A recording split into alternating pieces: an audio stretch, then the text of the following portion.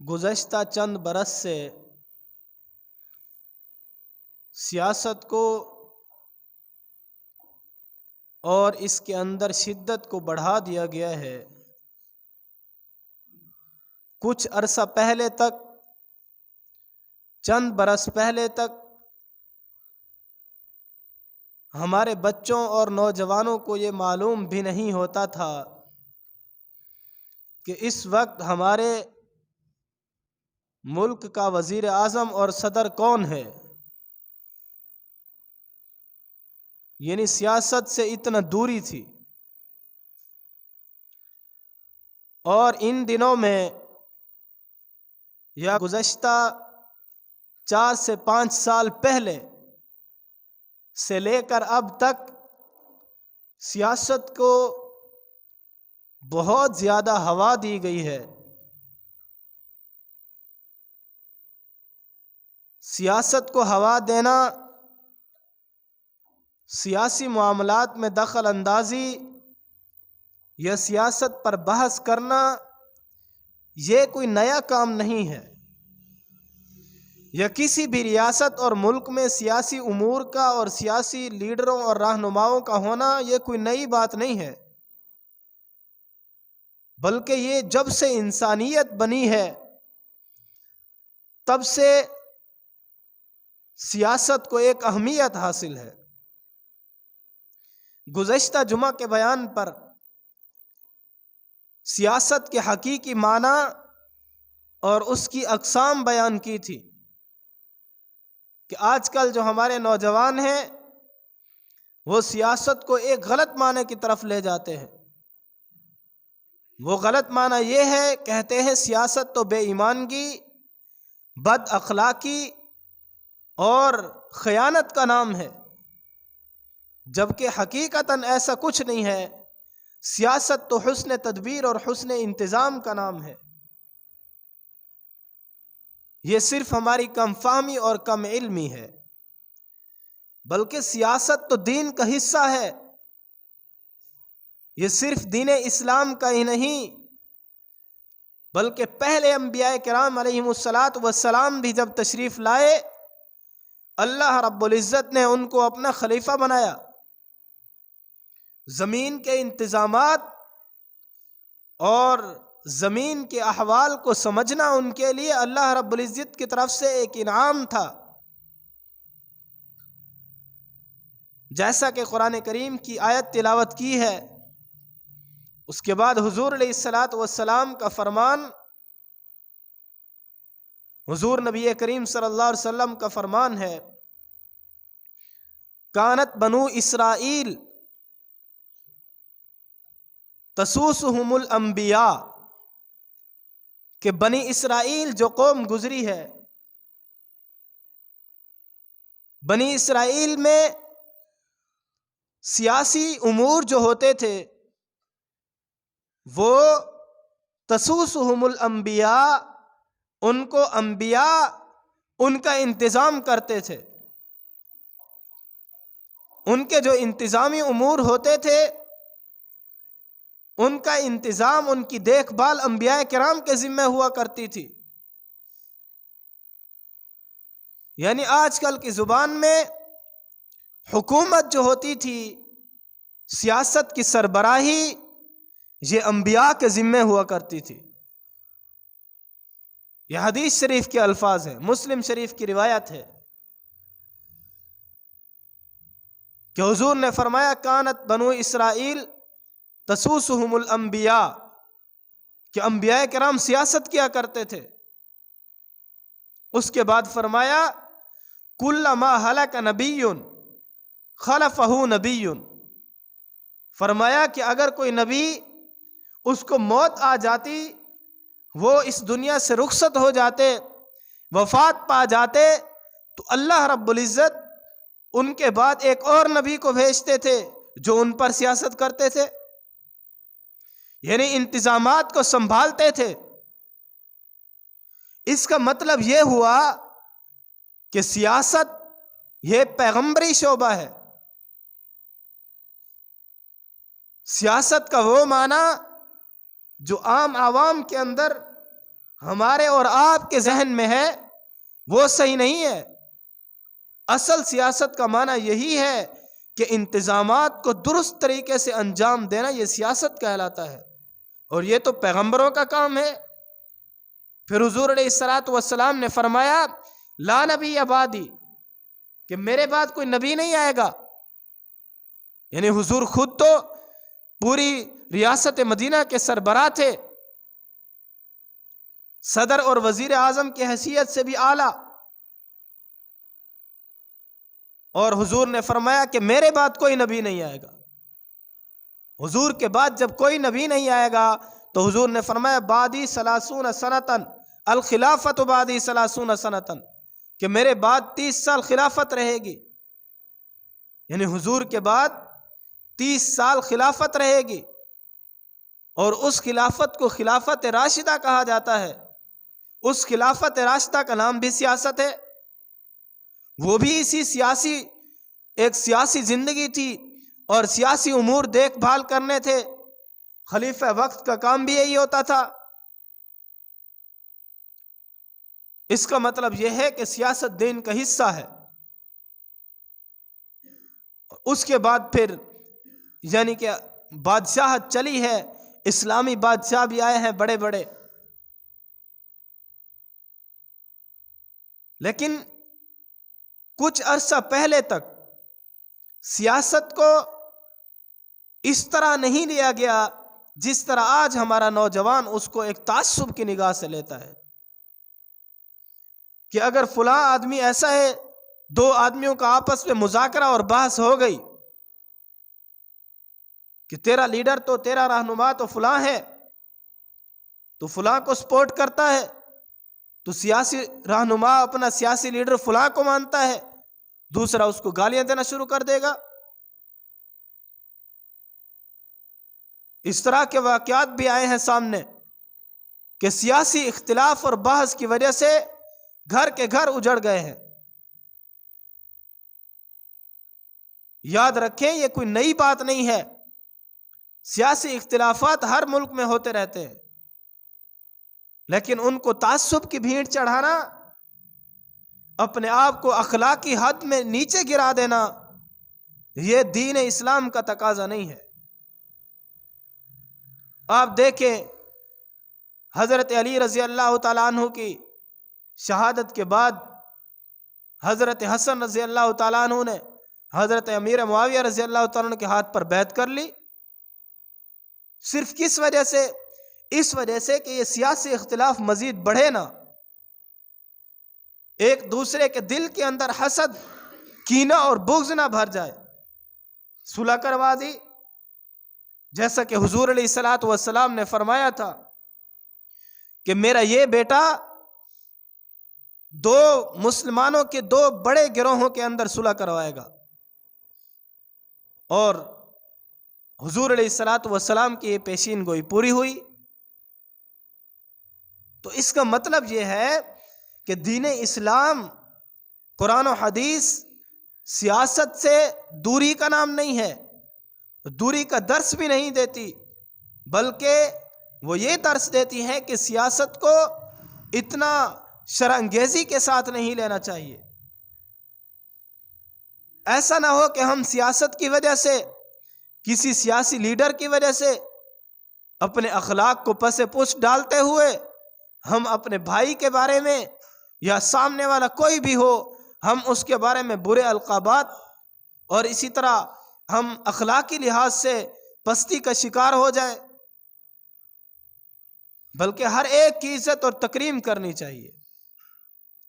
حد تو یہ ہے کہ آج کل جو عوام تو عوام، سیاسی لیڈر اور رہنما بھی اگر ہیں، وہ بھی ایک دوسرے کو گالیاں دیتے ہوئے نظر آتے ہیں، حالانکہ حق تو یہ تھا کہ جو بڑے ہیں، اپنے آپ کو لیڈر اور رہنما مانتے ہیں، ان کو چاہیے تھا کہ عوام کو اس بات کی ہدایت کرتے، ان کی رہنمائی کرتے اس بات کی طرف کہ کسی کو گالی نہیں دینی۔ وَلَا تَنَابَزُوا بِالْأَلْقَابِ، اللہ رب العزت نے قرآن کریم میں برے القابات سے منع فرمایا ہے۔ ہم ایک دوسرے کا نام تبدیل کر دیتے ہیں۔ اس وجہ سے کسی بھی حضرت شیخ الاسلام مفتی محمد تقی عثمانی صاحب دامت برکاتہم العالیہ فرماتے ہیں کہ کوئی آدمی اگر کسی فن کا ماہر ہے یا کسی جماعت کا بڑا ہے تو اس کا ادب اور احترام کرنا چاہیے۔ حضور علیہ الصلوۃ والسلام کی حدیث ہے، حضور نے فرمایا انزل الناس منازلہم، کہ لوگوں کو ان کے مرتبے پر اتارو۔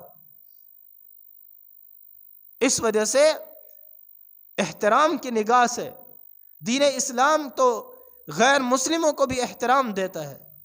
حضور نبی کریم صلی اللہ علیہ وسلم کے پاس کافر آتے تھے، حضور اپنی چادر بچھا کر بٹھا دیتے تھے اس کے اوپر۔ اس وجہ سے اس بات کو عرض کرنے کا مقصد یہی ہے کہ ہم آگے 8 فروری کو الیکشن آ رہے ہیں، انتخابات ہونے والے ہیں، اس کے اندر کسی قسم کی شر انگیزی، اشتعال انگیزی سے ہمیں دور رہنا چاہیے۔ آپ جس کو ووٹ دیں وہ آپ کا مسئلہ ہے، آپ کی سوچ ہے، آپ کی فکر ہے۔ ہاں اتنی بات ضرور عرض کریں گے کہ کم از کم آپ جب ووٹ پر مہر لگاتے ہیں تو اس وقت آپ ایک آدمی کے بارے میں گواہی دے رہے ہوتے ہیں۔ علماء کرام فرماتے ہیں ووٹ کی حیثیت ایک گواہی کی سی ہے، شہادت کی طرح ہے۔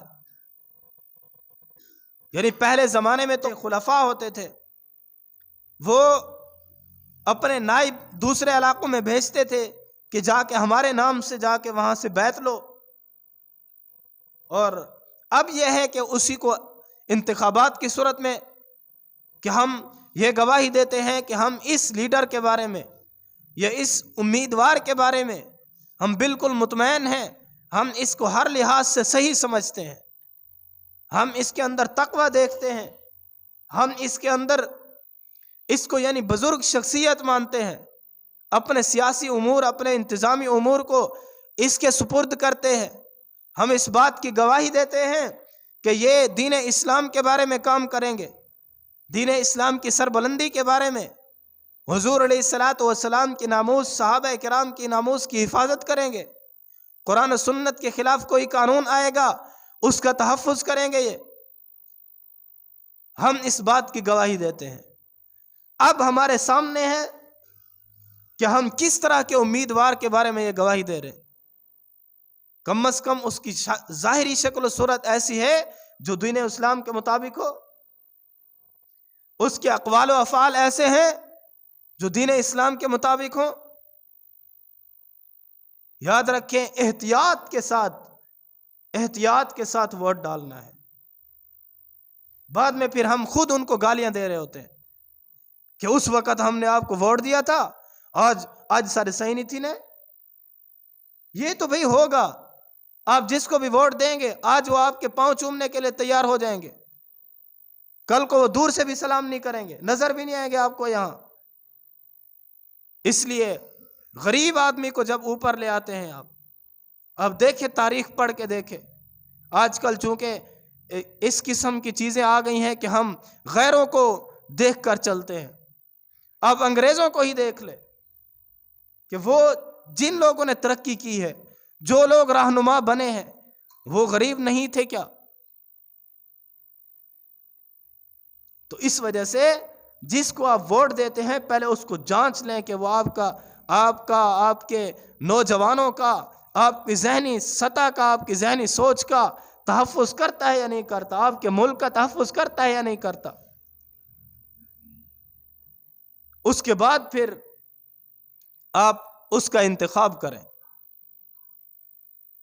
اور اس وقت خصوصاً پاکستان کو کسی ایسے رہنما اور لیڈر کی ضرورت ہے کہ جو اس کو آ کے سنبھالے۔ ویسے تو اللہ رب العزت ہر چیز کو چلانے والے ہیں، لیکن ہمارے اختیار میں جو ہے ہم کیا کر سکتے ہیں۔ آج ہمارے پاس وقت ہے، پھر جب اسمبلی کے اندر خلاف شرع کوئی قانون پیش ہوتا ہے، کہتے ہیں اچھا فلاں مولوی کتھا ہی، فلاں مولوی صاحب کتھا، انہوں کو پتہ کہ نہیں یہ قانون شریعت دے خلاف ہے، بولے کیوں کہ نہیں۔ آج آپ کے ضمیر کو جھنجھوڑ کر ہم یہ عرض کرتے ہیں کہ آپ نے مولویوں کو کتنا طاقتور بنایا ہے، آپ نے علماء کرام کو کتنا ووٹ دیا ہے۔ ووٹ دینے کی بات آتی ہے، کہتے مولیں دا سیاست نال کیا تعلق۔ یہی بات عرض کر رہے ہیں کہ اصل سیاست کا کام ہے ہی انہی علماء کا، جو لوگ شریعت کو جانتے ہیں، دین اسلام کو جانتے ہیں، حضور علیہ الصلوۃ والسلام کی شریعت کو، قرآن و سنت کو جانتے ہیں، حضور کا وہ طریقہ جو ریاست مدینہ میں حضور علیہ الصلوۃ والسلام نے وہ طریقہ اختیار کر کے سیاست کی ہے، اس کو جانتے ہیں۔ آج حقیقی سیاست کے، پاکستان کی رہنمائی کے، پاکستانی سیاست کے وہی رہنما اور وہی مستحق ہیں۔ آپ کے ضمیر سے یہ سوال ہے آج کہ آپ 8 فروری کو کس کو ووٹ دیتے ہیں؟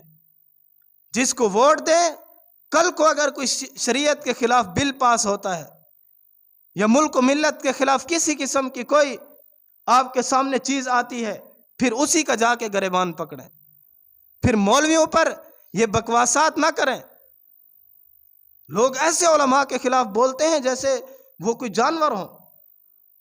اللہ کے بندے، آپ جانتے نہیں ہیں قرآن کریم میں اللہ رب العزت نے فرمایا انما یخشی اللہ من عبادہ العلماء، علماء ہی اللہ رب العزت سے ڈرنے والے لوگ ہیں، انہی کے بارے میں اللہ رب العزت نے فرمایا ہے۔ ووٹ آپ ایک دیتے ہیں ایک عاصی اور گناہگار آدمی کو، فاسق فاجر کو، شرابی کبابی کو، اور جب کوئی بات آتی ہے فلاں مولوی کہاں تھا؟ میرے سامنے تو کوئی بات نہیں کرتا اب اس طرح کی، اور اگر کوئی کرے گا تو ہم یہی جواب دیں گے، سب سے پہلے اس سے پوچھو ووٹ کس کو دیا تھا؟ فلاں کو دیا تھا، جا کے اسی باپ سے پوچھو کہ کیوں یہ بل پاس ہوا ہے۔ اس لیے ذرا سوچ سمجھ کے فیصلہ کرنا ہے، یہ آپ کا اپنا۔ آپ دیکھ رہے ہیں اس وقت ملک کے اندر کہاں مہنگائی کا پہاڑ ٹوٹا ہوا ہے، اس وقت معاشی یہ سب چیزیں جانے دیں، اس وقت دین کا کتنا نقصان ہوا ہے۔ گزشتہ الیکشن سے لے کر اب تک آپ جائزہ لے کر دیکھیں، علماء کرام کو کتنا شہید کیا گیا ہے، کہاں کہاں اسلام آباد کے اندر کئی بڑے بڑے نامور علماء کو شہید کیا گیا ہے۔ آپ کی انتظامی صلاحیت، آپ کی فوج کے اندر، آپ کے اداروں اور ایجنسی کے اندر اتنا صلاحیت نہیں ہے کہ وہ ان قاتلوں کو ڈھونڈے۔ اس کا مطلب ہے ہم بہت خطرے میں ہیں، دشمن ہمارے گھر میں گھس چکا ہے۔ ہمارے لیڈر اور رہنما جن کو آپ حکمران مانتے ہیں، جن کے آپ تلوے چاٹتے ہیں، ان کے ڈیروں پر جا کے ان کے قدموں میں بیٹھتے ہیں، وہ آپ کے دشمن بن چکے ہیں۔ اس لیے 8 فروری کو آپ کے ہاتھ میں ہے سب کچھ، جمہوریت اسی کا نام ہے۔ اس کے بعد پھر آپ جس کو ووٹ دیں پھر اسی سے جا کے پوچھیں۔ ہم تو صرف دعا کر سکتے ہیں، علماء کرام کی مجلس میں جہاں بھی جانا ہوا ہے الحمدللہ ملک پاکستان کے لیے دعائیں کرتے ہیں۔ وہ خانقاہوں والے جو صوفی ہیں، صوفی جن کو آپ کہتے ہیں، جن کو دنیا کا پتہ نہیں ہوتا، وہ بھی یہی دعا کر رہے ہوتے ہیں، یا اللہ ملک پاکستان کی خیر فرما، ملک پاکستان کی سلامتی کی دعا کرتے ہیں، پاک فوج کے لیے دعا کرتے ہیں۔ اللہ رب العزت سے دعا ہے کہ اللہ تعالی ہمارے ملک کو، ہمارے عوام کو تمام قسم کی شرانگیزیوں سے محفوظ فرمائے اور ہمیں اچھے حکمران نصیب فرمائے جو ملک پاکستان کے، ہمارے مذہب کے، دین اسلام کے خیر خواہ ہوں، عوام اور فقیر لوگوں کے خیر خواہ ہوں۔ اپنی پیٹ پوجا کرنے والوں سے ہمیں محفوظ فرما۔ وآخر دعوانا الحمدللہ رب العالمین۔